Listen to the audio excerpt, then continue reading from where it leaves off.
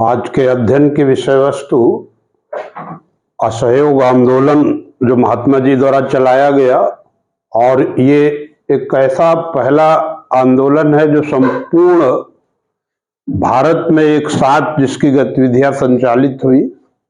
यहाँ पर साथियों ये समझ लेना जरूरी है कि महात्मा जी का जो ब्रिटिश हुकूमत के साथ सकारात्मक सहयोग का रवैया वो कैसे असहयोग में बदल गया, क्योंकि अपने राजनीतिक गुरु गोपाल कृष्ण गोखले के विचारों से वो प्रभावित थे और उनका मानना था कि ब्रिटिश हुकूमत और अंग्रेज जाति अंततः भारतीयों के साथ न्याय करेगी।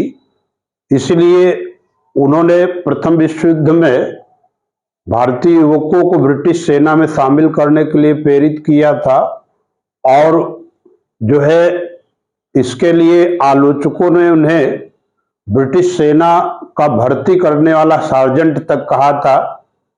और जो प्रथम विश्व युद्ध के दौरान उन्होंने ब्रिटिश हुकूमत का सहयोग किया था, भारतीय युवकों को प्रेरित करके ब्रिटिश सेना में शामिल होने के लिए एक प्रकार से अभियान चलाया था।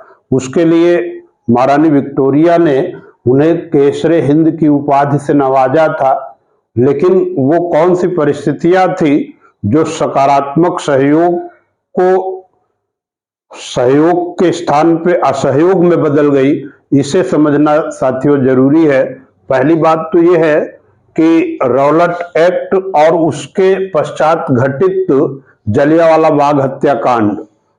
साथियों, मार्च 1919 में सर सिडनी रौलट की अध्यक्षता में एक आयोग गठित किया गया था, और उस आयोग ने भारत में क्रांतिकारी गतिविधियों से निपटने के लिए एक कठोर कानून को लागू करने की सिफारिश की थी, और जिस कानून के तहत किसी भी भारतीय युवक को बिना कारण यानी बिना कोई अपराध किए पुलिस गिरफ्तार कर सकती थी, और जो है युवकों को ना तो कोर्ट में अपील करने का अधिकार था और ना ही दलील करने और ना वो अपना वकील चयनित करने का अधिकार था। अर्थात वकील नहीं, अपील नहीं, दलील नहीं। तो भारतीयों ने इसे काला कानून कहा था, ब्लैक लॉ कहा था, और इस कानून के विरुद्ध पूरे देश में जन आंदोलन उठ खड़ा हुआ था। और आप सभी जानते हैं, जब जो है पंजाब में दो लोकप्रिय नेता जो रौलट एक्ट के विरोध प्रदर्शन का नेतृत्व कर रहे थे, डॉक्टर सतपाल और डॉक्टर सैफुद्दीन किचलू, को जब ब्रिटिश पुलिस ने गिरफ्तार कर लिया, तो उनकी गिरफ्तारी के विरुद्ध जलियांवाला बाग नामक स्थान पर 13 अप्रैल 1919 को लगभग 20,000 की जनता, लगभग 20,000 लोग वो जो है जलियांवाला बाग नामक स्थान पर एकत्र हुए थे। और इससे पूर्व ही जो लेफ्टिनेंट गवर्नर था उसने जो है इस प्रकार की सभा को अवैध घोषित कर दिया था, और तभी जनरल डायर वो जो है सैनिकों के साथ वहां पहुंचा, और उसने केवल 3 मिनट के भीतर बाग को खाली करने का आदेश दे दिया। क्योंकि निकास द्वार बहुत सकरा था, इतने कम समय में निकल पाना संभव नहीं था, और उसने 3 मिनट के बाद आदेश दे दिया कि तब तक गोली चलाई जाए जब तक कि एक भी गोली शेष न रहे। तो इसमें इस नृशंस हत्याकांड में 1000 से अधिक लोग मारे गए और 3000 लोग घायल हुए। तो ये दो घटनाएं गांधी जी को पूरी तरीके से झकझोर दिया। और इसके बाद जो है एक साथियों खिलाफत का प्रश्न, इसको समझ लेते हैं। भारत में खिलाफत आंदोलन चला था, वो प्रथम विश्व युद्ध के पश्चात जो है एक सेवर्स संधि हुई थी 1919 में, और उस सेवर्स संधि में तुर्की के सुल्तान के ऊपर जो है अनेक अपमानजनक बाध्यताएं अधिरोपित कर दी गई थी, और ये जो है तुर्की के सुल्तान के एक प्रकार से जो सभी अधिकार थे वो छीन लिए गए थे। क्योंकि तुर्की का जो सुल्तान था न केवल भारत बल्कि समस्त इस्लामिक जगत का धार्मिक गुरु माना जाता था, खलीफा माना जाता था। अब उसके विरुद्ध जो सेवर संघ के तहत अपमानजनक बाध्यताएं अधिरोपित की गई, तो उससे भारतीय मुसलमान भी असंतुष्ट हो गए और अंततः अली बंधुओं के नेतृत्व में, अली बंधुओं यानी जो है मोहम्मद अली और शौकत अली के नेतृत्व में भारत में खिलाफत आंदोलन चलाया गया और इस आंदोलन का जो है समर्थन किया था हजरत मोहानी, मौलाना अबुल कलाम आजाद तथा हकीम अजमल खां। ये तीन और व्यक्ति हैं। अली बंधुओं में मोहम्मद अली, शौकत अली के अतिरिक्त हजरत मोहानी जो उन्नाव के साहित्यकार थे, मोहान नामक स्थान से जुड़े थे, और मौलाना अबुल कलाम आजाद तथा हकीम अजमल खां ने भी इस आंदोलन का समर्थन किया था। महात्मा जी को लगा एक सुअवसर, भारत में कैसे हिंदू मुस्लिम एकता को हम दृढ़ कर सकते हैं, तो उन्होंने हिंदू मुस्लिम एकता को दृढ़ करने का एक उचित अवसर माना और जब 23 नवंबर 1919 में खिलाफत कमेटी की बैठक हुई दिल्ली में, तो उस खिलाफत कमेटी की बैठक की अध्यक्षता स्वयं गांधी ने की थी और इस बैठक में निर्णय हुआ था कि 31 अगस्त 1920 को हम खिलाफत दिवस मनाएंगे। मौलाना अबुल कलाम आजाद ने इस खिलाफत आंदोलन को अपने समाचार पत्र अल हिलाल के माध्यम से प्रचारित प्रसारित किया और जो है इसी तरीके से मोहम्मद अली ने वो कामरेड समाचार पत्र के माध्यम से प्रचारित प्रसारित किया। लेकिन जब 1924 में तुर्की में कमाल पाशा के नेतृत्व में लोकतांत्रिक सरकार का गठन हो गया और जो है वहां पर खिलाफत आंदोलन समाप्त हो गया, तो भारत में भी खिलाफत आंदोलन को चलाए रखना मुश्किल था। लेकिन गांधी ने हिंदू मुस्लिम एकता को दृढ़ करने का ये जो अवसर था उसका उपयोग किया था। अगला एक लक्ष्य इसमें ये भी रखा गया असहयोग आंदोलन में कि 1 वर्ष के भीतर हम स्वराज्य हासिल करेंगे, यानी औपनिवेशिक स्वराज्य हम 1 वर्ष के भीतर हासिल कर लेंगे। तो ये जो है 3 जो बातें थी, उद्देश्य थे, लक्ष्य थे, ये तो असहयोग आंदोलन के पीछे के उद्देश्य निहित थे। लेकिन जो ये रौलट एक्ट और उसके उपरांत घटित जलियांवाला बाग हत्याकांड ने महात्मा जी को जो है इस निष्कर्ष पर ला दिया था कि ब्रिटिश हुकूमत एक शैतान सरकार है, अब उसके साथ जो है सही व्यवहार करना वो वास्तव में आत्मा तथा परमात्मा दोनों के साथ अन्याय होगा। अतः अब जो है ऐसी अमानवीय सरकार के विरुद्ध असहयोग करना ही उचित है। उन्होंने कलकत्ता के कांग्रेस अधिवेशन में वो जो है असहयोग आंदोलन का प्रस्ताव रख दिया था, लेकिन इस असहयोग आंदोलन का प्रारंभ में अनेक नेताओं ने विरोध किया। विरोध करने वाले जो प्रमुख नेता थे उनमें प्रमुख रूप से उदारवादी नेता थे एनी बेसेंट, सूर्यनाथ बनर्जी, मदन मोहन मालवीय, चित्तरंजन दास, मोतीलाल नेहरू। ये जो है ऐसे नेता थे, मोहम्मद अली जिन्ना भी, श्री शंकरण नायर। ये जो है ये नेता जो है इसलिए विरोध कर रहे थे कि इस अवसर पर अगर ब्रिटिश हुकूमत के साथ असहयोग किया जाएगा तो ये वास्तव में व्यवस्था के विरुद्ध असहयोग होगा। एनी बेसेंट ने इस प्रस्ताव के विरुद्ध कहा था कि यह प्रस्ताव भारतीय स्वतंत्रता को सबसे बड़ा धक्का है, भारतीय स्वतंत्रता के लिए यह सबसे बड़ा धक्का है, यह एक मूर्खतापूर्ण विरोध है तथा समाज और सभ्य जीवन के विरुद्ध संघर्ष की एक घोषणा है। ये जो है एनी बेसेंट ने इस प्रस्ताव का विरोध करते हुए कहा था लेकिन जो असहयोग आंदोलन में जो प्रमुख बातें शामिल की गई थी साथियों, उनको समझ लेना जरूरी है कि आखिर असहयोग के तहत कौन कौन से पक्ष शामिल किए गए थे। तो असहयोग के तहत जो प्रस्ताव में महात्मा जी ने रखा था कि विदेशी वस्तुओं तथा वस्त्रों का बहिष्कार किया जाए। विदेशी वस्तुओं तथा वस्त्रों के बहिष्कार के पीछे गांधी का उद्देश्य ये था कि जो है ब्रिटिश हुकूमत को जब आर्थिक हित पहुंचेगा तो वो जो है दबाव में आकर के भारतीयों को स्वराज्य सौंपेंगे। और असहयोग आंदोलन के दौरान वस्तुतः ये हुआ भी था कि विदेशी वस्त्रों और वस्तुओं का जो आयात था वो पहले की अपेक्षा घटके 1/3 रह गया था। लोगों ने विदेशी वस्त्रों और वस्तुओं की होलियां जलाई थी। यहाँ पर अगला पॉइंट ये है कि सरकारी अदालतों का बहिष्कार करना, कि जो है जो सरकारी अदालतें थे, न्यायालय, कोर्ट थे, उनका वकील न केवल वकील बहिष्कार करे बल्कि जो है जो वादी प्रतिवादी हैं वो भी इसका बहिष्कार करे। और उसके स्थान पर गांधी जी का आह्वान था कि लोक अदालतों में मामलों की सुनवाई करके लोगों को न्याय उपलब्ध कराया जाए।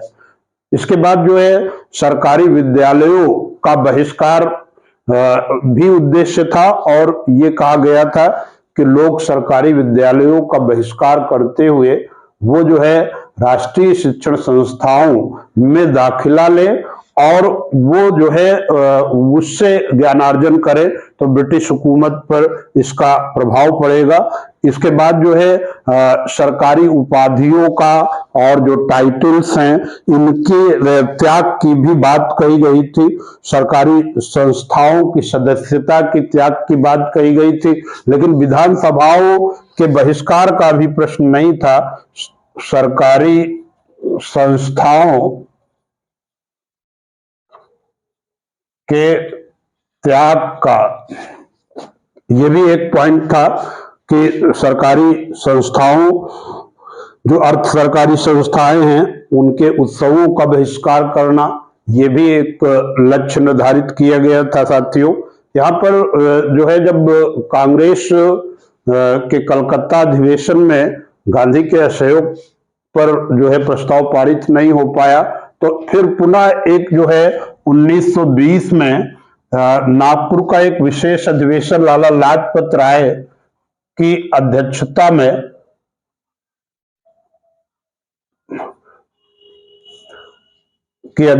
में बुलाया गया और इस विशेष अधिवेशन में जो है कुछ विरोध के बावजूद अंततः महात्मा जी का ये जो है असहयोग आंदोलन का प्रस्ताव पारित हो गया।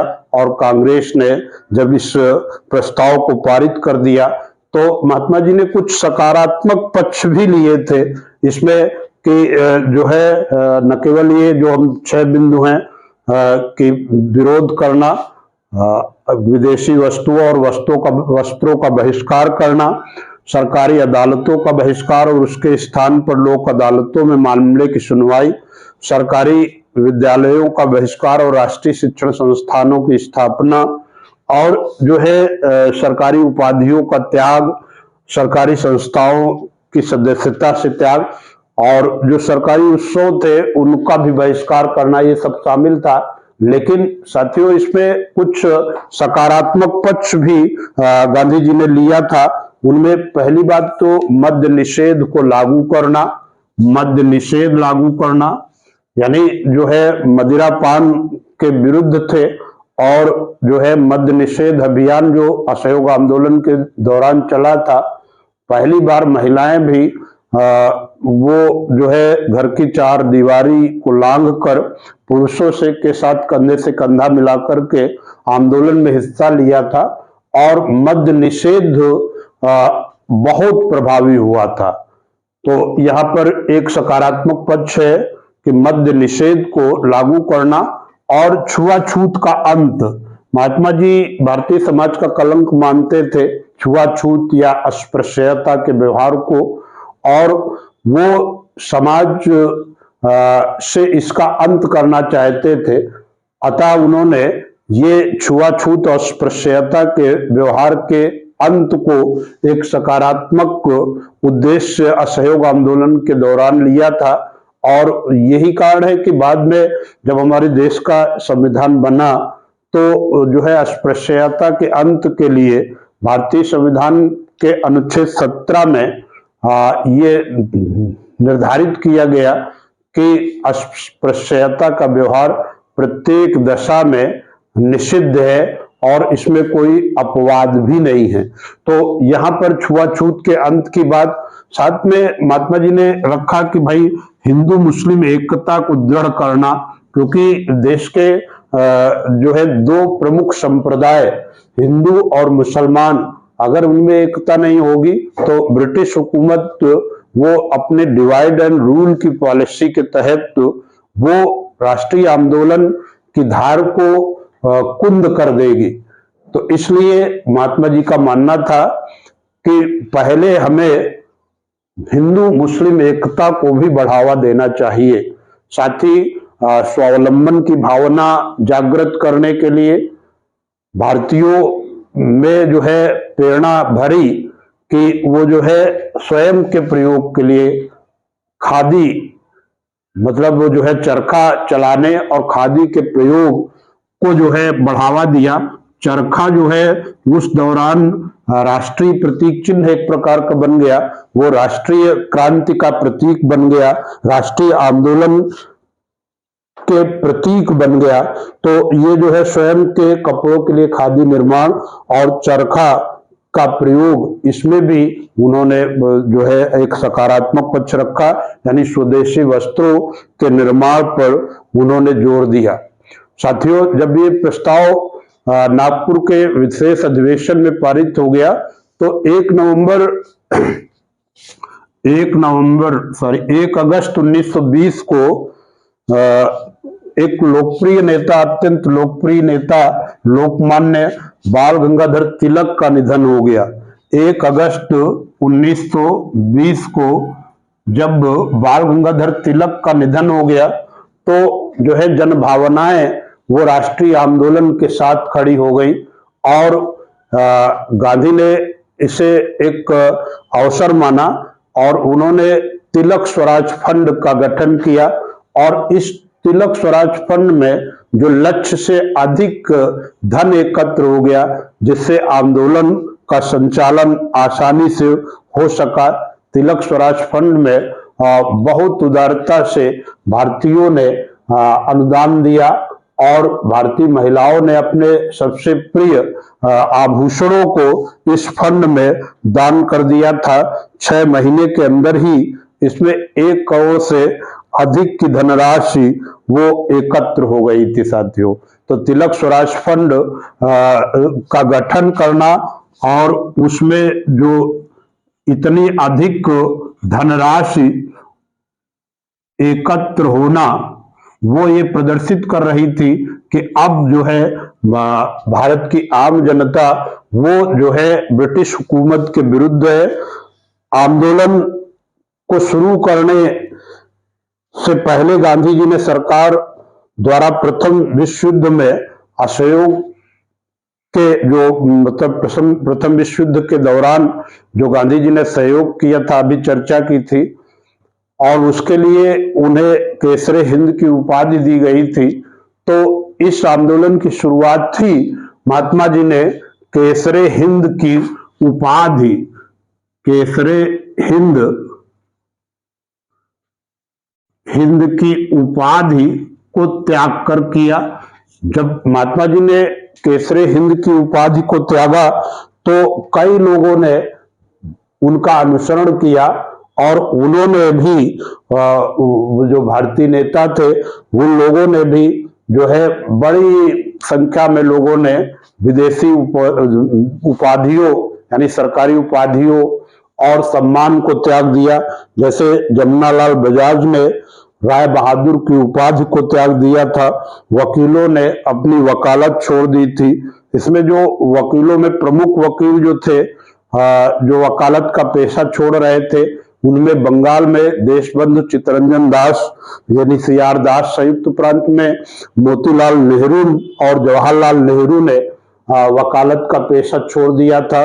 गुजरात में विट्ठल भाई पटेल तथा सरदार वल्लभ भाई पटेल, ये दोनों सगे भाई थे, इन्होंने भी जो है वकालत का पेशा छोड़ दिया था। बिहार में जो है डॉक्टर राजेंद्र प्रसाद, महाराष्ट्र में श्री राजगोपालाचारी और दिल्ली में अरुणा आसफ अली, वो प्रमुख रूप से ऐसे नेता थे, वकील थे, जिन्होंने जो है वकालत का पेशा छोड़ दिया था। यानी जो एक उद्देश्य था कि सरकारी अदालतों का बहिष्कार करना, वो उद्देश्य पूरा करने के लिए बंगाल में सीआर दास, संयुक्त प्रांत में मोतीलाल नेहरू तथा जवाहरलाल नेहरू ने, बिहार में डॉक्टर राजेंद्र प्रसाद ने, दिल्ली में अरुणा आसफ अली ने और महाराष्ट्र में श्री राजगोपालाचारी ने, इन लोगों ने वकालत का पेशा त्याग दिया था। और साथ ही भारत की आम जनता वो भी अब जो है सरकारी अदालतों का बहिष्कार कर रही थी तथा लोक अदालतों में वो जो है अपने मामले ले जा रही थी। दूसरी बात, तो आंदोलन के दौरान छात्रों ने सरकारी शिक्षण संस्थाओं को त्याग कर राष्ट्रीय शिक्षण संस्थाओं में दाखिला लिया था और असहयोग आंदोलन के दौरान अनेक राष्ट्रीय शिक्षण संस्थाएं, जैसे बनारस में काशी विद्यापीठ, बिहार विद्यापीठ बिहार में, और जो है गुजरात विद्यापीठ, ये संस्थाएं स्थापित हुई थी। काशी विद्यापीठ, बिहार विद्यापीठ, गुजरात विद्यापीठ, साथ ही दिल्ली में एक जामिया मिलिया इस्लामिया विश्वविद्यालय जो आज भी है की स्थापना हुई थी। और इन शिक्षण संस्थाओं में अनेक राष्ट्रवादी नेता जैसे सुभाष चंद्र बोस, जाकिर हुसैन जैसे नेता वो नियमित शिक्षण कार्य किया करते थे। वो जो है जाकिर हुसैन जी, जो बाद में देश के स्वतंत्र भारत के राष्ट्रपति भी रहे, उन्होंने जो है नियमित रूप से दिल्ली में जामिया मिलिया इस्लामिया में उन्होंने जो है बच्चों को पढ़ाने का कार्य किया था, शिक्षण का कार्य किया था। आंदोलन बहुत तेजी से बढ़ रहा था। लोग जो है पूरे देश में विदेशी वस्त्रों और वस्तुओं की होलियां जलाई जा रही थी और जो है हर घर से कोई न कोई आंदोलन में शामिल हो रहा था। ऐसे में जो है बढ़ते आंदोलन से ब्रिटिश हुकूमत पर असर आना स्वाभाविक था। और इसी दौरान क्या हुआ कि गवर्नर जनरल लॉर्ड रीडिंग की नियुक्ति हो गई। इस दौरान जो है लॉर्ड रीडिंग ने क्या किया, रीडिंग ने दमनात्मक कार्यवाहियां प्रारंभ कर दी, दमन चक्र प्रारंभ कर दिया। और उस दमन चक्र के तहत उन्होंने अनेक राष्ट्रीय नेताओं जैसे मोहम्मद अली, मोतीलाल नेहरू, सीआर दास, लाला लाजपत राय, मौलाना अबुल कलाम आजाद, श्री राजगोपालाचारी, डॉक्टर राजेंद्र प्रसाद, सरदार वल्लभ भाई पटेल आदि को गिरफ्तार करके जेल में ठूस दिया। आपको मैं बता दूं कि असहयोग आंदोलन के दौरान गिरफ्तार होने वाले पहले नेता मोहम्मद अली थे। असहयोग आंदोलन के दौरान गिरफ्तार होने वाले पहले नेता मोहम्मद अली थे। ये कई बार परीक्षाओं में आया है कि असहयोग आंदोलन के दौरान पहले नेता जो गिरफ्तार हुए। यहाँ पर जो है नवंबर 1921 में प्रिंस ऑफ वेल्स का भारत आगमन हुआ, जो राजकुमार थे ब्रिटेन के, उनका भारत आगमन हुआ। गांधी ने अली बंधुओं की रिहाई न किए जाने के कारण उनके आगमन का बहिष्कार किया और उनके विरुद्ध काले झंडे, यानी जब उनका आगमन हुआ तो आंदोलनकारियों ने जो है काले झंडे दिखाए। इससे जो है ब्रिटिश हुकूमत बौखला गई और हुकूमत ने 60,000 से अधिक जो है आंदोलनकारियों को जेल में ठूस दिया। ये जो है क्रूरतम कार्यवाही थी और बड़ी संख्या में जेल में जो है सत्याग्रही पहुंच गए, लेकिन अब जेल उनके लिए कोई भयानक स्थान नहीं था, बल्कि वो भारत माता के मंदिर की सेवा, वो भारत माता की सेवा के अब मंदिर बन चुके थे। जेल अब उनके लिए भयानक स्थान नहीं था। आगे मूल्यांकन में चर्चा करेंगे। एक और प्रमुख बात है कि असहयोग आंदोलन के दौरान अनेक स्थानों पर कृषक आंदोलन प्रस्फुटित हुए। कृषक आंदोलन प्रस्फुटित हुए और इन कृषक आंदोलन में आप देख सकते हैं कि जैसे केरल का जो मालाबार का तट है, वहां पर एक मोपिला जनजाति थी। मोपिला जनजाति मुस्लिम जनजाति थी और यहाँ पर जो है एक अली मुसलियार के नेतृत्व में आंदोलन चलाया गया था। और ये मोपिला आंदोलन कालांतर में, चूंकि वहां पर जो साहूकार जमींदार थे वो अधिकांश हिंदू थे, तो कालांतर में ये थोड़ा सांप्रदायिक रुख लेने लगा। और जब ये सांप्रदायिक रुख लेने लगा तो जो है हिंदू मुस्लिम एकता को दृढ़ करने के लिए महात्मा गांधी और मोहम्मद अली जिन्ना ने हस्तक्षेप करके इसे शांत करवाया था। एक यहाँ पर एक और घटना है, पंजाब के गुरुद्वारों में भ्रष्ट महंतों से मुक्ति दिलाने के लिए एक अकाली आंदोलन चला था साथियों। और ये आप जानते हैं कि वो जो है अकाली आंदोलन वस्तुतः जो ये भ्रष्ट महंतों से गुरुद्वारों को मुक्त करने के लिए चलाया गया आंदोलन था। और आंदोलन की सफलता ही कहिए कि बाद में जो है गुरुद्वारों के प्रबंधन के लिए एक गुरुद्वारा शिरोमणि गुरुद्वारा प्रबंध कमेटी का गठन हुआ और वो जो है गुरुद्वारों को भ्रष्ट महंतों से छुटकारा मिला था। तो ये अकाली आंदोलन भी यहाँ पर असहयोग आंदोलन के दौरान सफल रहा। कृषक आंदोलन को बल मिला और पूरे राष्ट्रीय स्तर पर ये आंदोलन संचालित हुआ साथियों। यहाँ पर एक और घटना महत्वपूर्ण है। जब पूरे देश में एक व्यापक जन आंदोलन चल रहा था, तो उसी दौरान एक घटना हुई, चौरी चौरा कांड। चौरी चौरा कांड को समझते हैं साथियों। चौरी चौरा कांड ये 5 फरवरी 1922 ये जो है संयुक्त प्रांत के गोरखपुर जिले के अंतर्गत आने वाला एक चौरी चौरा नामक स्थान था। लोग शांतिपूर्ण जुलूस निकाल रहे थे और प्रदर्शन कर रहे थे। तभी वहां पर जो है चौरी चौरा थाना से जुड़े पुलिस कर्मियों ने वो जुलूस पर जो है लाठियां भांज दी, जिससे जो जनता थे यानी आंदोलनकारी थे वो उग्र हो गए। और जब उग्र हो गए तो 22 पुलिसकर्मी वो जो है अपने थाने में यानी चौरी चौरा पुलिस स्टेशन में छिप करके बचने की कोशिश की। उसी बीच आंदोलनकारियों ने वो जो है आग के हवाले कर दिया पुलिस स्टेशन को, और जिसमें 22 पुलिसकर्मी जिंदा जल गए।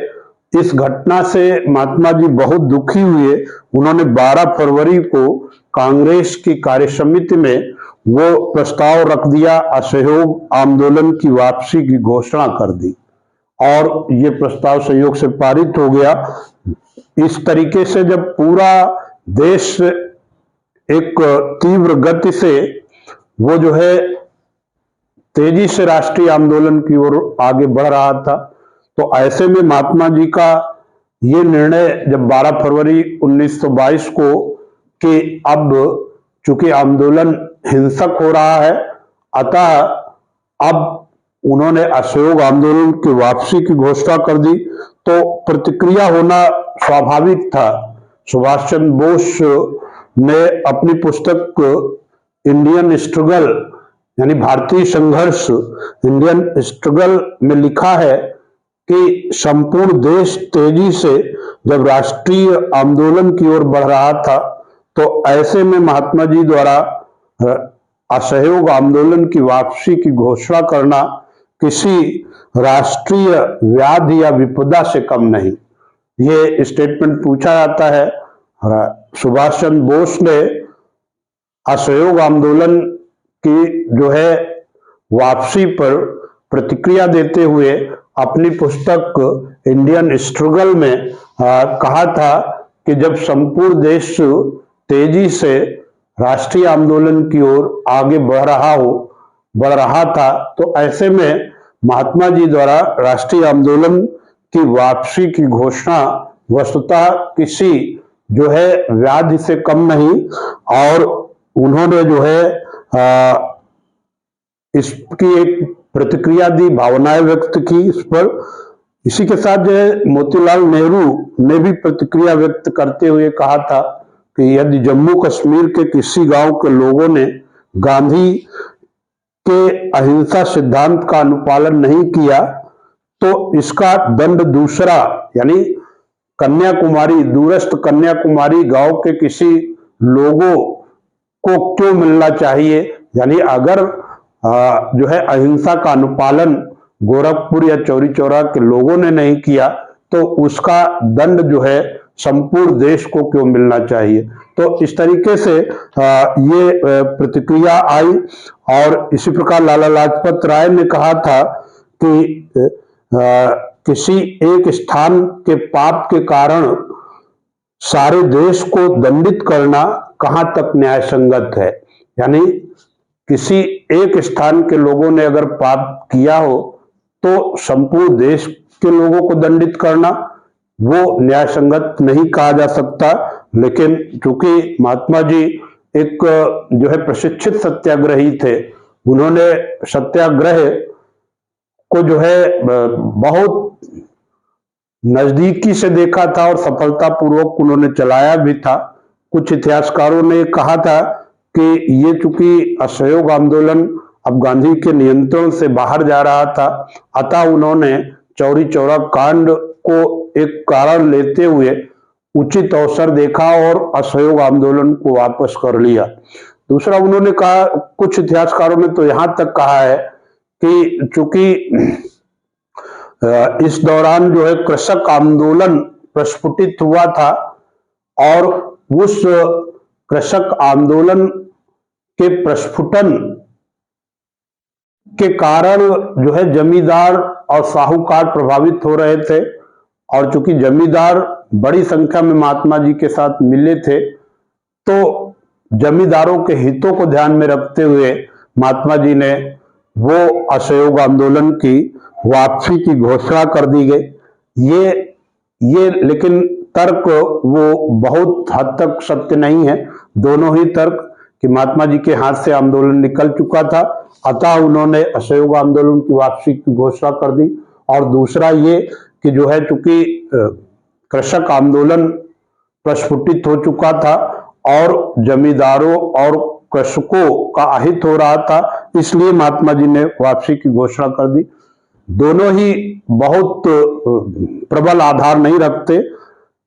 प्रबल आधार यही है कि 5 फरवरी 1922 को जो हिंसा भड़की और महात्मा जी चूंकि सत्य और अहिंसा के पुजारी थे, तो उन्होंने यही कहा कि अभी भारत की जनता वो अच्छी तरीके से अहिंसा के सिद्धांत के अनुपालन के लिए तैयार नहीं है, अतः जो है आंदोलन की वापसी की।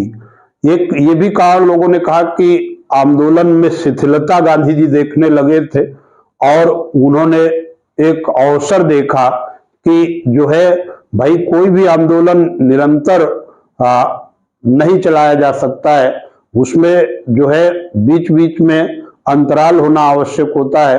एक ऊर्जा के साथ जो है पुनः आंदोलन चलाया जा सकता है, लेकिन कोई आंदोलन निरंतर नहीं चलाया जा सकता है। तो ये गांधी जी चूंकि प्रशिक्षित सत्याग्रही थे और वो इस शिथिलता को पहले ही भाप चुके थे, अतः उन्होंने वापसी की घोषणा कर दी। साथियों, सरकार ने कड़े कदम उठाए और 10 मार्च 1922 को गांधी जी को गिरफ्तार कर लिया और जो है उन्हें 6 वर्ष की सजा दी। 18 मार्च को अहमदाबाद के सेशन जज बूमफील्ड ने अदालत में उन्हें 6 वर्ष की कड़ी जो है सजा सुना दी गई। मैं यहाँ पर साथियों एक असहयोग आंदोलन का मूल्यांकन एक टॉपिक पे मैं जरूर रखना चाहूंगा। असहयोग आंदोलन का मूल्यांकन, योग आंदोलन का मूल्यांकन समझते हैं। जैसा कि मैंने प्रारंभ में ही ये चर्चा की थी कि असहयोग आंदोलन चलाए जाने के पीछे गांधी जी के 3 उद्देश्य निहित थे। उनको समझते हैं पहले एक बार कि भाई असहयोग आंदोलन चलाने का प्रथम उद्देश्य था कि जलियांवाला बाग हत्याकांड का प्रतिकार करना।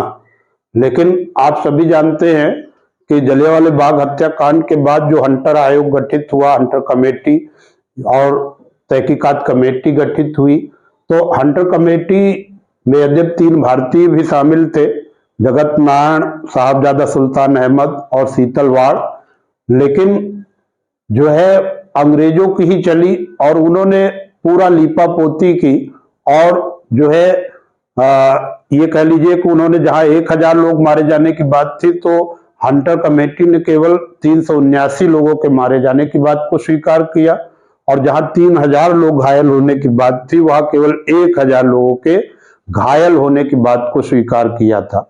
साथ ही जो दोषी था जलियांवाला बाग हत्याकांड का, इस नृशंस हत्याकांड का दोषी जनरल डायर, उसको जो है केवल ये कहते हुए कि जनरल डायर ने अपने पद से जुड़े दायित्वों के निर्वहन में अत्युत्साह का प्रदर्शन किया, अतः ये पद के लायक नहीं, इनको पद से हटा दिया गया और कोई भी दंड नहीं दिया गया। उल्टे जब जनरल डायर वो जो है लंदन लौटा तो उसको जो है साम्राज्य का रक्षक, साम्राज्य का शेर तक कहा गया।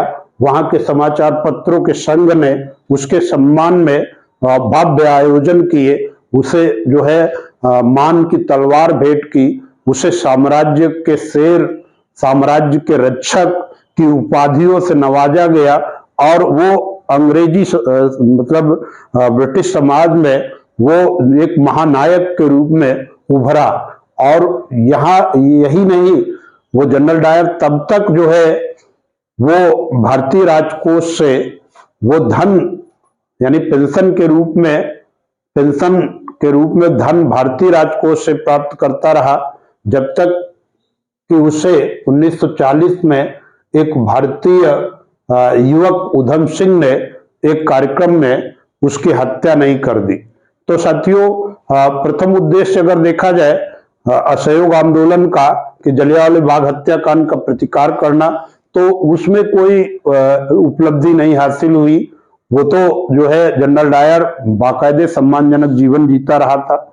तो फिर जो है दूसरा था खिलाफत का प्रश्न।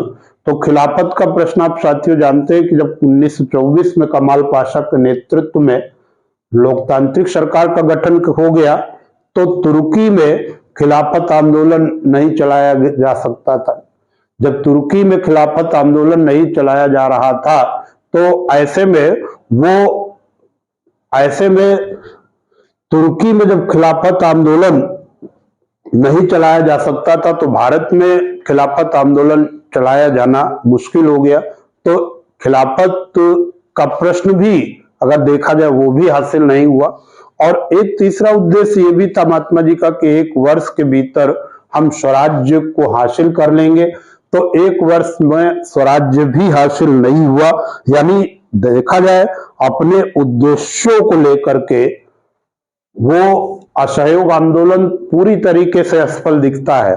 लेकिन यदि हम निष्पक्षता से मूल्यांकन करें तो भले उद्देश्यों और लक्ष्यों की दृष्टि से असहयोग आंदोलन असफल सिद्ध हुआ हो, किंतु इसने राष्ट्रीय आंदोलन के आधार को व्यापक किया, जो भविष्य में आजादी का आधार साबित हुआ।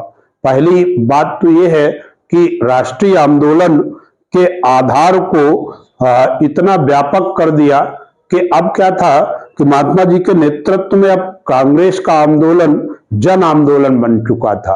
अभी जन आंदोलन बन चुका था। अभी तक जो है कांग्रेस से कुछ वकील, पत्रकार यानी प्रबुद्ध जन कांग्रेस से जुड़े हुए होते थे, लेकिन पहली बार जो है, चूंकि गांधी के निर्देश पर कांग्रेस की सदस्यता शुल्क वो 1 रुपए से घटाकर मात्र 25 पैसे कर दी गई थी, जिससे क्या हुआ कि आम कृषक और मजदूर भी वो कांग्रेस का सदस्य बना और कांग्रेस के जन आंदोलन का हिस्सा बन गया। यानी ये कह सकते हैं कि जो है, जो कांग्रेस का आंदोलन था वो महात्मा जी के नेतृत्व में वो एक व्यापक जन आंदोलन में बदल गया। और अभी तक जो मुट्ठी भर वकील, पत्रकार या प्रबुद्ध जन कांग्रेस से जुड़े होते थे, अब वो जो है आम मजदूर और कृषक वो कांग्रेस से जुड़ गया। तो ये राष्ट्रीय आंदोलन का आधार व्यापक हुआ। यानी जब भविष्य में अब सविनय अवज्ञा आंदोलन या भारत छोड़ो आंदोलन चलेगा तो उसका आधार या असहयोग आंदोलन आपको दिखेगा। एक तो ये पॉइंट हो गया। दूसरा पक्ष था कि अभी तक जो भय की भावना थी, ब्रिटिश हुकूमत के प्रति भय की भावना, वो काफुर हो गई। भारतीयों के मन में वो भय की भावना नहीं रही। अभी तक जो है ब्रिटिश साम्राज्य को ये अजेय मानते थे भारतीय, और वो जो है उनमें एक भावना थी कि ब्रिटिश हुकूमत का अंत बड़ा मुश्किल है भारत से। लेकिन अब जो है भारतीयों में जो ब्रिटिश साम्राज्य के प्रति भय की भावना वो जाती रही। अब जेल भयानक स्थान नहीं रह गए, बल्कि भारत माता की पूजा के वो मंदिर बन गए। हर आम भारतीय वो जो है जेल जा करके अपनी भारत माता की सेवा में लगने के लिए वो बिल्कुल जेलों को बिल्कुल वो तीर्थ स्थान के रूप में वो देख रहा था। और ये एक बड़ी उपलब्धि थी कि जो भय की भावना वो समाप्त हुई, यानी भारतीयों में भी आत्मविश्वास का संचार हुआ और भारतीयों को लगा कि एक दिन भारत माँ ब्रिटिश गुलामी से मुक्त होगी और वो ज्यादा दिन दूर नहीं। इसके बाद जो है साथियों, यहाँ पर एक बड़ी उपलब्धि की अभी तक महिलाएं राष्ट्रीय आंदोलन से दूर रहती थी, बहुत कम महिलाएं हिस्सा लेती थी। लेकिन गांधी जी ने जो अपना सकारात्मक कार्यक्रम प्रारंभ किया था, विशेषकर मद्य निषेध लागू करने में भारतीय महिलाओं ने बहुत सकारात्मक जो है रुख अपनाया। और उसमें क्या था कि भारत में जो है मदिरा पान करने वाले पुरुषों से सबसे ज्यादा प्रभावित होती है महिलाएं, और वही जो है पुरुषों के इस मदिरा पान के चलते दंड पाती हैं। तो वहां पर क्या होता था कि महिलाएं जो है मदिरा की जो दुकानें होती थी, शराब की दुकानें होती थी, वहां घर का काम संपन्न करके वो जो है मोहल्ले की महिलाएं एकत्र होकर के वहां पर जो है मदिरा पान करने वाले जो दुकानें वहां पर धरना देती थी। और जो है ताड़ी लगाने वाले जो होते थे उनके उन स्थानों पर वो धरना देती थी। यहाँ पर क्या था कि जब जो है मदिरा की दुकानों पर धरना दे रहे होते थे महिलाएं, तो बहुत पुरुष जो है वो स्वयं ताड़ी लगाने चले जाया करते थे। तो कभी जो है ऐसे भी प्रसंग आए कि किसी महिला का पति अगर ताड़ी लगाने निकला तो जो है उसने जो है सब काम छोड़ा और मोहल्ले की महिलाओं को लिया और पीछा करके उस जो है शराबी पति को भी दंडित किया, उसे भी दंड दिया। तो ये कहने तात्पर्य ये था कि अब जो है जो चार दीवारी के अंदर रहने वाली महिलाएं वो पहली बार महात्मा जी के आह्वान पर वो राष्ट्रीय आंदोलन का हिस्सा बनी और मद्य निषेध वो को प्रभावी करने में एक बड़ी सफलता मिली। तो 3 उद्देश्यों के लिए यद्यप चलाया गया असहयोग आंदोलन वो हासिल नहीं हुए, लेकिन जो 3 बड़े अन्य उद्देश्य हासिल हुए कि पहली बात तो राष्ट्रीय आंदोलन का आधार व्यापक हो गया।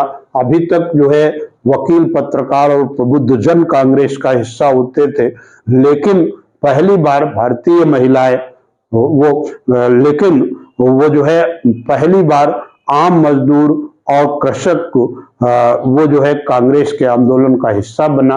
और चूंकि सदस्यता शुल्क भी 25 पैसे गांधी जी के आह्वान पर कर दी गई थी, तो इससे और आदमी जुड़ा, यानी जो कांग्रेस का आंदोलन वो महात्मा जी के नेतृत्व में एक जन आंदोलन बन गया। दूसरा कि जो भारतीयों के मन में भय की भावना थी वो जाती रही, वो काफुर हो गई।